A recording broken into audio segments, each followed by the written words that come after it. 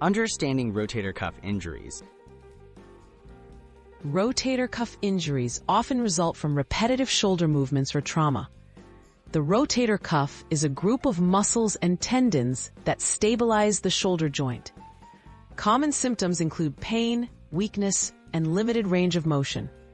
Recognizing these signs early is crucial, as timely intervention can significantly improve recovery and help avoid long-term complications.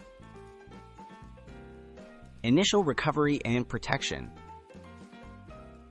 In the early stages, rest and protection are vital. Avoid activities that aggravate pain. Use a sling only if recommended by your healthcare provider. Applying ice can help reduce swelling. Focus on keeping pain controlled and allow the injured tissue to start healing before progressing to more active rehabilitation. Gentle range of motion exercises. As pain decreases, begin passive range of motion exercises. Examples include pendulum swings, where you let your arm dangle and gently move it in circles. Wall climbs or using a stick to move the arm with minimal effort are also helpful. These gentle movements prevent stiffness and keep the joint mobile without overstressing healing tissues. Strengthening the shoulder muscles. When cleared by your provider, start strengthening exercises. Focus on small, controlled movements targeting the rotator cuff muscles and shoulder stabilizers. Common exercises include external rotations with a resistance band and gentle isometric holds. Gradually increase intensity as tolerated, always working within pain-free limits to safely rebuild strength.